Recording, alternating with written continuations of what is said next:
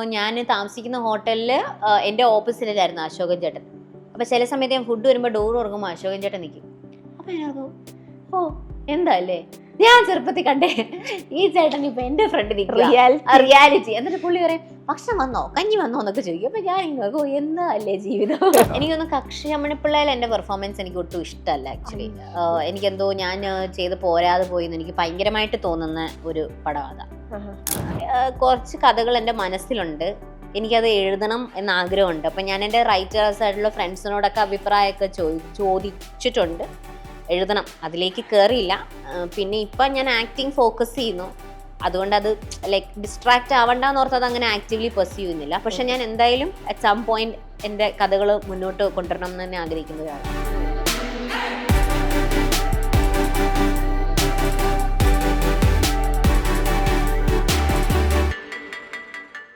ഡാൻസറായിട്ട് admire ചെയ്യുന്ന ഒരു ആരെങ്കിലും ഉണ്ടോ?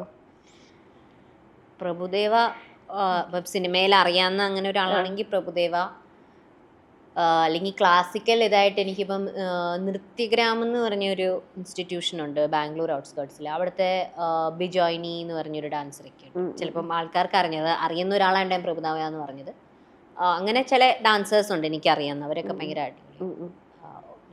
അങ്ങനെ എന്തെങ്കിലും ഒരു ക്യാരക്ടർ വല്ലതും, ഇങ്ങനെ ഒരു ക്യാരക്ടർ ഡാൻസേഴ്സ് ഓൾറെഡി ചെയ്തു വെച്ചിട്ടുള്ള ഏതെങ്കിലും ക്യാരക്ടർ വല്ലതും അഡ്മയർ ചെയ്തിട്ടുള്ളതുണ്ടോ? ലൈക്ക് ഇതുപോലെ എനിക്കും ഒരു അവസരം കിട്ടിയായിരുന്നെങ്കിൽ എന്നുള്ള രീതിയിൽ തോന്നിയിട്ടുള്ള, അല്ലെങ്കിൽ ഇങ്ങനത്തെ സിനിമകളൊക്കെ വരണം എന്ന് തോന്നിയിട്ടുള്ള? എനിക്ക് ലാലാ ലാൻഡ് എന്ന് പറഞ്ഞ ഇംഗ്ലീഷ് പടമില്ലേ, അതുപോലത്തെ ഒരു പടം ചെയ്യണമെന്ന് എനിക്ക് ഭയങ്കര ആഗ്രഹം.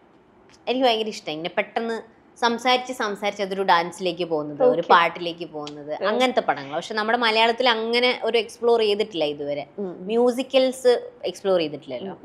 അത് അങ്ങനത്തെ ഒരു പടം ഭയങ്കര എക്സൈറ്റിംഗ് ആയിരിക്കും. അപ്പൊ റീസെന്റ് പറയുവാണെങ്കിൽ ഇപ്പം ലോക്കയില് ശാന്തി ബി നിങ്ങളുടെ ടീമിലുള്ള ഒരാളാണ്. അപ്പം ആള് അതിന്റെ ഒരു കോ റൈറ്റർ കൂടിയാണ്. അപ്പം വിചാരിച്ചിട്ടുണ്ടായിരുന്നു ലൈക്ക് ആൾക്ക് ഇത്രയും ടാലന്റ്, ഐ മീൻ ഇങ്ങനെ ഒരു റൈറ്റിംഗ് ടാലന്റ് ഉണ്ടായിരുന്നു, അല്ലെങ്കിൽ നിങ്ങൾ എപ്പോഴെങ്കിലും അങ്ങനത്തെ ഡിസ്കഷൻ ഒക്കെ നിങ്ങൾ വന്നിട്ടുണ്ടോ? ശാന്തി ബി ആക്ച്വലി ഒത്തിരി കഴിവുള്ള ഒരാളാണെന്ന് നമുക്ക് എല്ലാവർക്കും അറിയാം. കാരണം പുള്ളിക്കാരിക്ക് ഭയങ്കര ഒരു റൈറ്റർ ബ്രെയിൻ ഉള്ള ആൾക്കാരാണ്. ഇപ്പൊ ചിലപ്പോൾ നമ്മുടെ സീൻസ് ഡിസ്കസ് ചെയ്യുമ്പോൾ ഞാനൊക്കെ എൻ്റെ ക്യാരക്ടറിൻ്റെ കാര്യം മാത്രമേ ഞാൻ ചിന്തിക്കുന്നുള്ളൂ. എൻ്റെ ക്യാരക്ടറിന് ഇങ്ങനെ തോന്നാലോ അങ്ങനെ തോന്നാലോ. പക്ഷെ ശാന്തിബിക്ക് എപ്പോഴും ഈ ക്യാരക്ടർ മറ്റേ ക്യാരക്ടർ ഇങ്ങനെ പറഞ്ഞാൽ അത് കഥയിൽ ഇത് ശരിയാവത്തില്ലല്ലോ, അങ്ങനെ ഭയങ്കരമായിട്ടുള്ള ഒരു സൂംഡ് ഔട്ട് പെർസ്പെക്റ്റീവ് ഉണ്ട് ശാന്തിബിക്ക്. ആൻഡ് ഭയങ്കര ഡീറ്റെയിലിംഗ് ഉള്ള ആളാണ്, ഒത്തിരി ഡീറ്റെയിലിംഗ് കൊടുക്കും.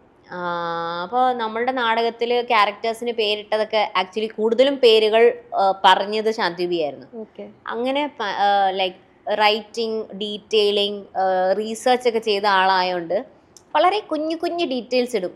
അപ്പം ഞാനൊക്കെ ഇങ്ങനെ പറയും ഇതൊന്നും ഞാൻ ആലോചിച്ചില്ലല്ലോ, ഇതെന്താ അടിപൊളിയാ, അങ്ങനെ പറയുമായിരുന്നു. അങ്ങനെ അതുകൊണ്ട് തന്നെ ലോകയുടെ സക്സസ് വന്നപ്പം നമ്മളൊക്കെ ഭയങ്കര ഹാപ്പിയാ. Like it's well deserved. ഇപ്പം ശാന്തിബി ആണെങ്കിലും ഡൊമിനിക് ആണെങ്കിലും അരുൺ കുര്യൻ ആണെങ്കിലും വിവേക് ആണെങ്കിലും like we all work so hard. And അതൊരു ഒരു നമുക്ക് ഭയങ്കരമായ ഗ്രിറ്റ് വേണം. അത്രയും വർഷങ്ങൾ നമുക്ക് സാമ്പത്തികമായ ബുദ്ധിമുട്ടുകൾ ഉണ്ടാകും. ആൾക്കാർ വിചാരിക്കും ഇതുവരെ എന്തായി ചെയ്യുന്നതെന്ന്. പക്ഷെ നമ്മൾക്കൊരു സക്സസ് എത്തുമ്പോഴാ, അതായത് ഇപ്പം നമ്മൾ വേറൊരു ജോലി ചെയ്താലും നമുക്ക് എല്ലാ ദിവസവും വാലിഡേഷൻ ഉണ്ട്. ഓക്കെ, ഈ പ്രോജക്റ്റ് നന്നായി, അല്ലെങ്കിൽ ഇന്ന് നിങ്ങൾ നന്നായിട്ട് പെർഫോം ചെയ്തു നമുക്ക് നമ്മുടെ ബോസ് പറയുമല്ലോ. പക്ഷെ സിനിമയിൽ എങ്ങനെയാന്ന് പറഞ്ഞാൽ നമ്മളുടെ ഒരു പടം സക്സസ്ഫുൾ ആയാലേ നമുക്കതിൻ്റെ റിട്ടേൺ ഉള്ളൂ. അപ്പോൾ ചിലപ്പോൾ നമ്മൾ വർഷങ്ങളോളം ഒരു എക്സ്റ്റേണൽ വാലിഡേഷനും ഇല്ലാതെ വർക്ക് ചെയ്യേണ്ടി വരും. ആൻഡ് അതൊക്കെ നമ്മളുടെ ഒരു ആത്മവിശ്വാസത്തിനെയൊക്കെ ഭയങ്കരമായി ബാധിക്കും. ഭയങ്കര ടഫാ ഒരു ജേണി. നിങ്ങൾ സംസാരിച്ചായിരുന്നോ?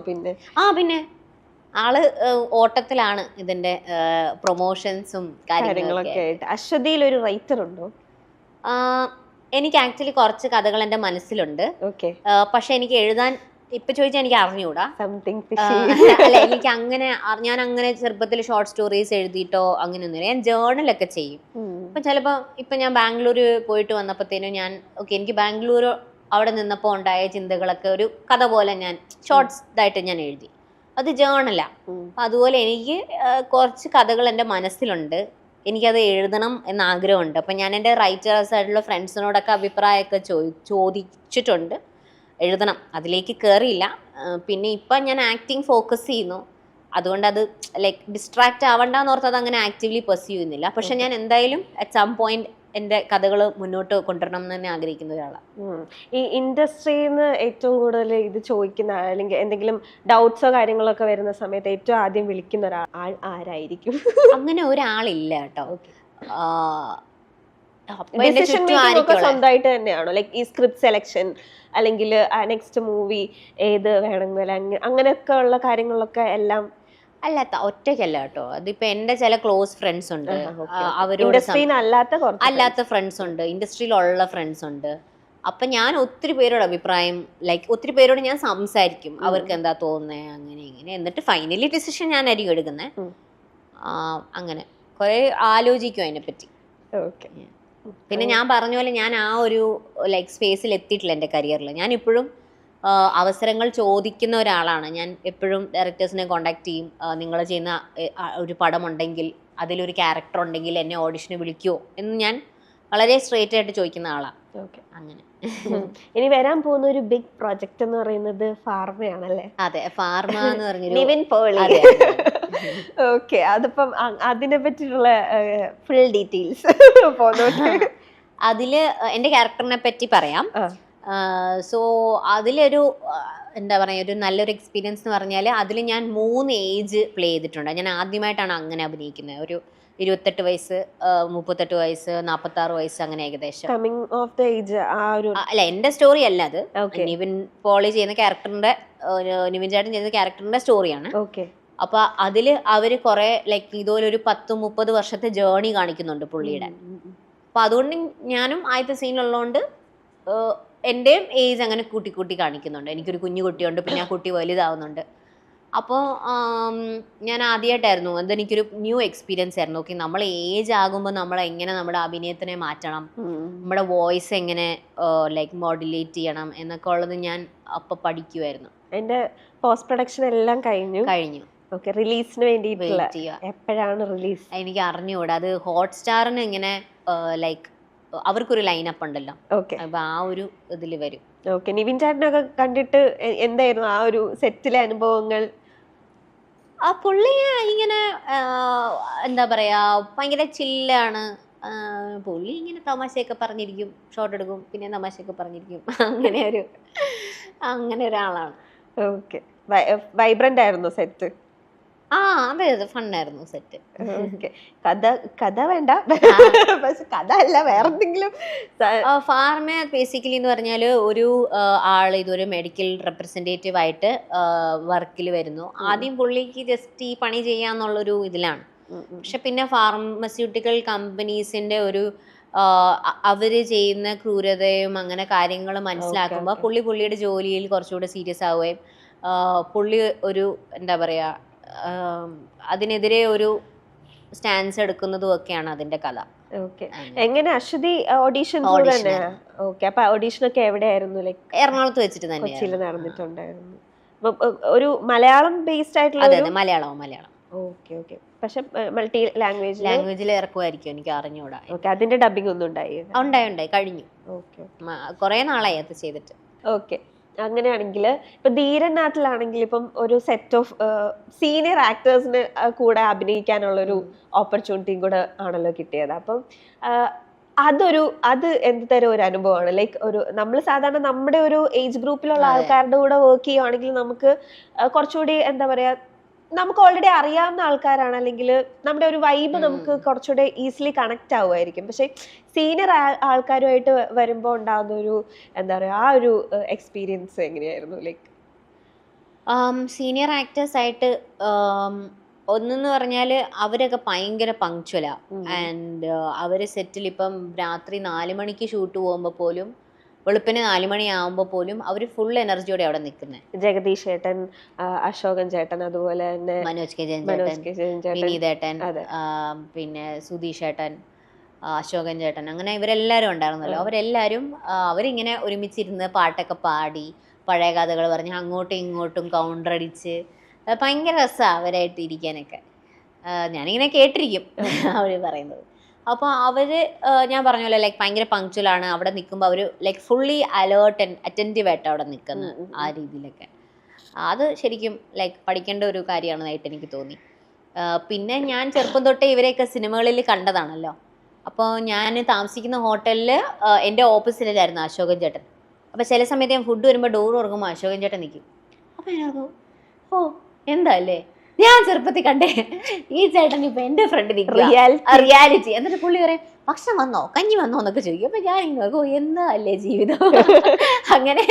അങ്ങനെ എനിക്കിങ്ങനെ നമുക്കിങ്ങനെ നമ്മൾ എക്സ്പെക്ട് ചെയ്യാത്ത കാര്യങ്ങളാണല്ലോ ജീവിതത്തിൽ. അങ്ങനെയൊക്കെ ഓരോ മൊമെന്റ്സ് ഉണ്ടാവും.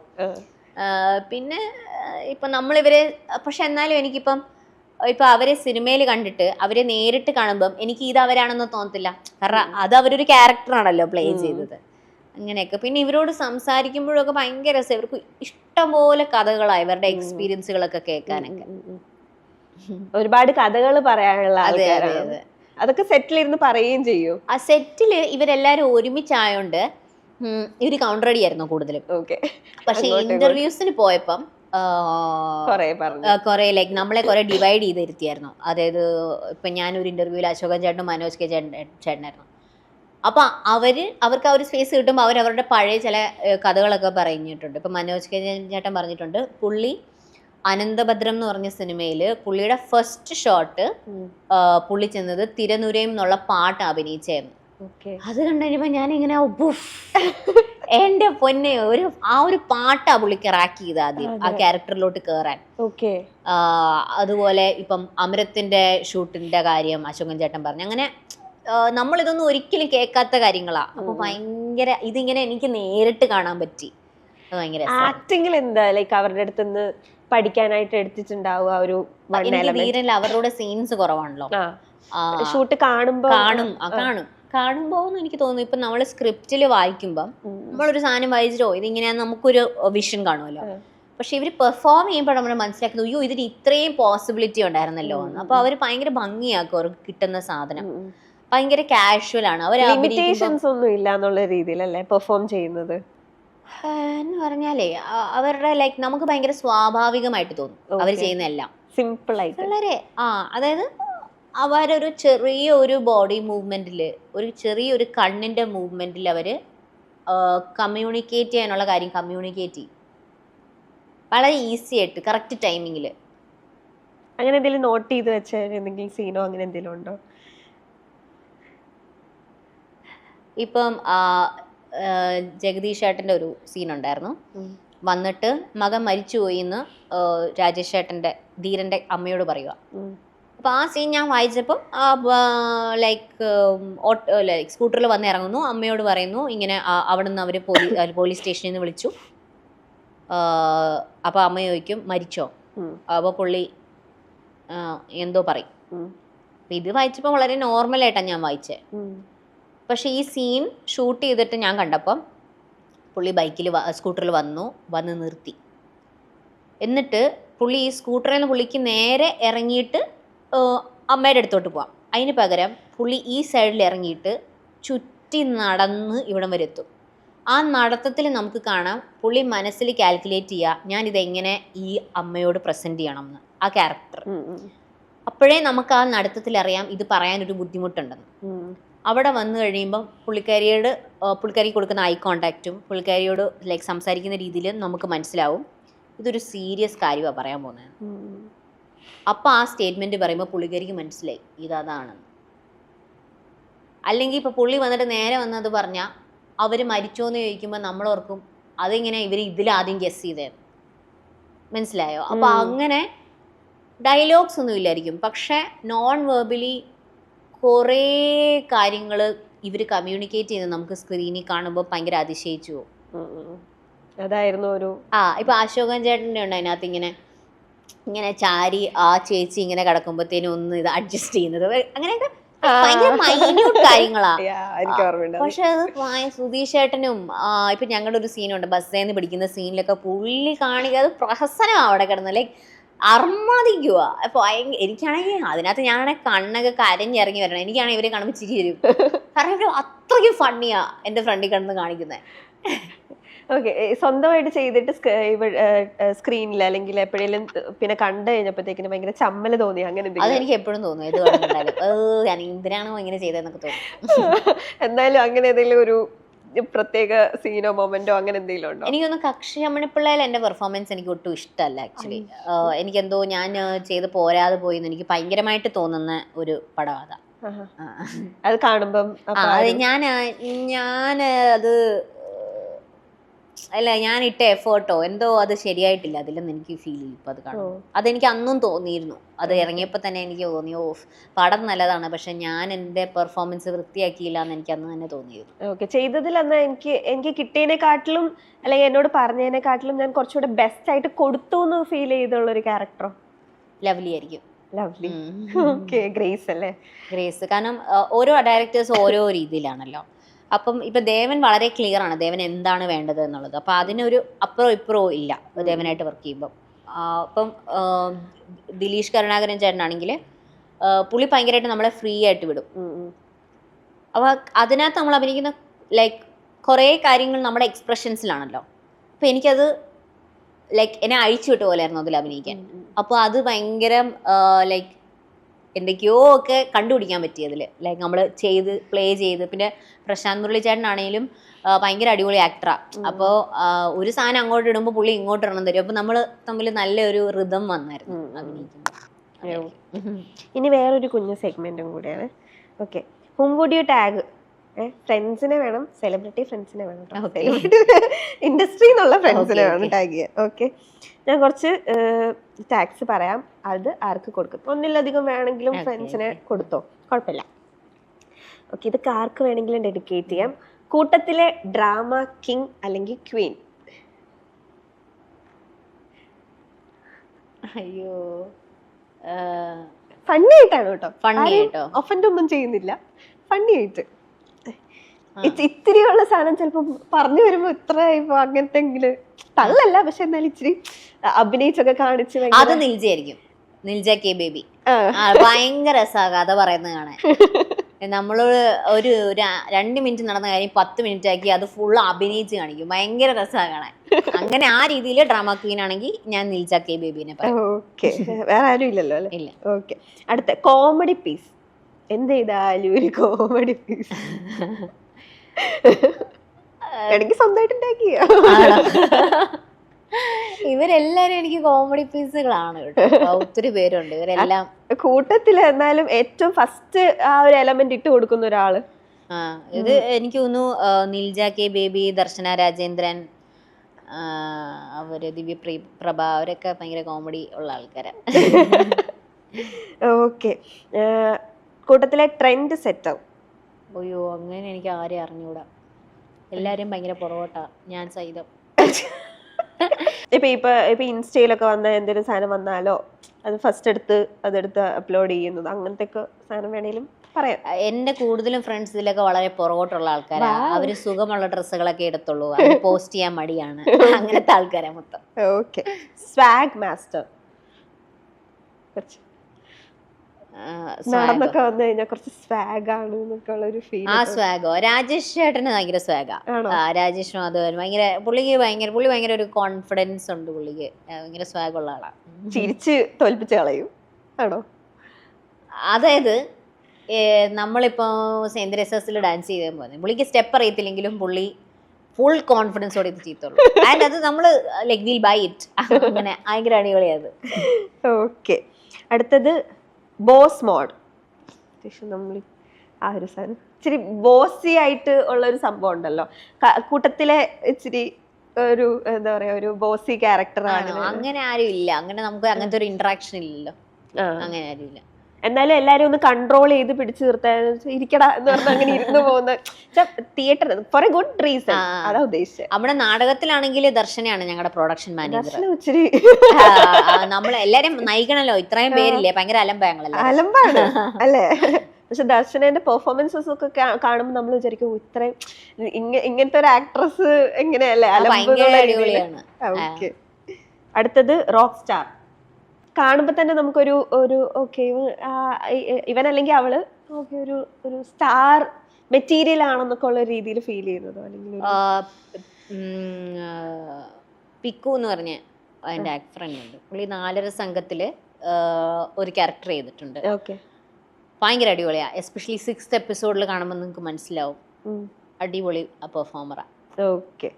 അനൂപ് ജമീല മോഹൻദാസ്. ഫ്രണ്ട്സിനെ പ്രൊമോട്ട് ചെയ്യുന്നുണ്ട്. അടുത്ത മീം ഫാക്ടറി. എന്ത് സാധനം പറഞ്ഞാലും ഉടനെ അതിനൊരു മീം. അങ്ങനെ വാട്സ്ആപ്പ് ഗ്രൂപ്പ് ഒക്കെ ഉണ്ടെങ്കിൽ എനിക്കൊന്ന് വൈശാഖ് ശങ്കർ അങ്ങനത്തെ ഒരു നമ്മുടെ ഇതിലൊക്കെ അഭിനയിച്ചില്ലേ, ഓഫീസർ ഓൺ ഡ്യൂട്ടിയില് ഡെൽറ്റ എന്ന് പറഞ്ഞ ക്യാരക്ടർ. പുള്ളി ഭയങ്കര ചളി അടിക്കുന്ന ആളാ. ഭയങ്കര രസാ. എന്തിനുള്ള മീം ഉണ്ടാവും. ഓക്കെ. Idea bank. തലയിൽ മൊത്തം ബുദ്ധിയാണ്. ഐ മീൻ ബുദ്ധിയല്ല, ഐ മീൻ ഐഡിയാസ് ആണ്. അതെനിക്ക് ഞാൻ എന്നെ തന്നെ നോമിനേറ്റ് ചെയ്യുന്നു. അങ്ങനെയല്ല, എനിക്ക് ഒത്തിരി ലൈക്ക് എന്ന് പറഞ്ഞാൽ ഇപ്പൊ ആരെങ്കിലും എന്തെങ്കിലും പറഞ്ഞ എൻ്റെ കയ്യിൽ എന്തെങ്കിലും കുറെ ഐഡിയാസ് എന്ന് പറഞ്ഞാൽ എനിക്ക് ചെയ്യാനല്ല. ഒരാൾ പറയാം, ഓ എനിക്ക് ഇങ്ങനെ ചെയ്യും, ഇങ്ങനെ ഒരു പ്രശ്നം ഉണ്ടോ എന്ന് പറഞ്ഞാൽ എനിക്കൊരു 5 ഐഡിയ കാണും ഒത്തിരി പറയാൻ. സൊല്യൂഷൻ അല്ലെങ്കിൽ ഇത് ഇങ്ങനെ അങ്ങനെ ഐഡിയാസ് പെട്ടെന്ന് വരും. ഇനി വേണോ? വേണ്ട, മതിയായി, കൊറേയായി, എന്റെ ഫ്രണ്ട്സ് ഒക്കെ തീർന്നു. ഓക്കെ. അപ്പൊ അതായിരുന്നു ആ ഒരു സെഗ്മെന്റ്. ഇനി നമ്മുടെ വേറൊരു സെഗ്മെന്റ് ഉണ്ട്, ഹുക്ക് സ്റ്റെപ്പ് ചാലഞ്ച്. പക്ഷെ ചെയ്യുന്നില്ലല്ലോ. ഭരതനാട്യത്തിന്റെ ഒരു 2 ഇതൊന്നും ചെയ്യൂല എന്നോട് നേരത്തെ പറഞ്ഞായിരുന്നു. ഓക്കെ, ഇതൊന്നും വേണ്ട, എനിക്കൊരു സ്പെഷ്യൽ ടാലന്റ് ഉണ്ട് എന്ന് പറഞ്ഞിട്ടൊരു സാധനം കാണിച്ചായിരുന്നു. അതൊന്ന് ചെയ്ത് കാണിക്കാൻ പറ്റുമോ? ഓക്കെ. ഇത് ആർക്കും എന്നെ പറ്റി അറിയാൻ മേലാത്ത ഒരു അതെ, എന്റെ ഒരു കഴിവാണ്. അത് ഞാൻ ഇവിടെ റിവീൽ ചെയ്യാൻ പോകുന്നു. സോ ഒരേ സമയം കണ്ണ് 2 സ്ഥലത്തേക്ക് പോകാൻ പറ്റും. ശ്രദ്ധിച്ച് കാണണം. അത് ഞാൻ ക്യാമറ നോക്കി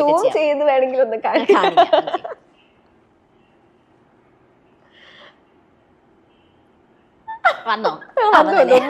കാണിച്ചോ? ഓക്കെ.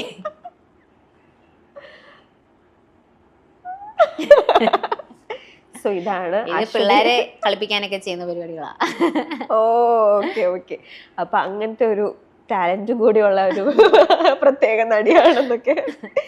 ഓക്കെ. അപ്പൊ എന്തായാലും ഇങ്ങനെ ഒരുപാട് തലത്തിൽ ഇങ്ങനെ എൻഗേജ്ഡ് ആയിട്ട് പോയിക്കൊണ്ടിരിക്കുകയാണല്ലോ. അപ്പൊ എന്തായാലും ഫാർമയാണ് ഇനി വരാനിരിക്കുന്ന ഒരു പ്രൊജക്ട് എന്ന് പറയുന്നത്. അത് ഏറ്റവും അടിപൊളിയായിട്ട് എപ്പോൾ റിലീസാണെന്നൊന്നും പറഞ്ഞില്ല.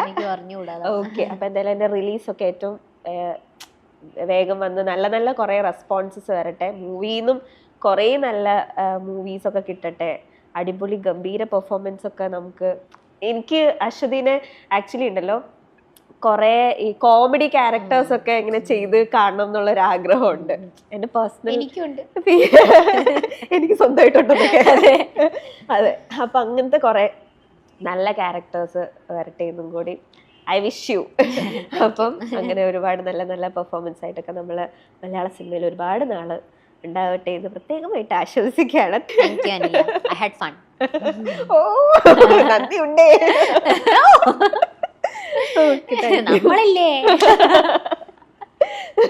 അതൊന്നും പ്രത്യേകം നമ്മളില്ലേ. Okay, thank you.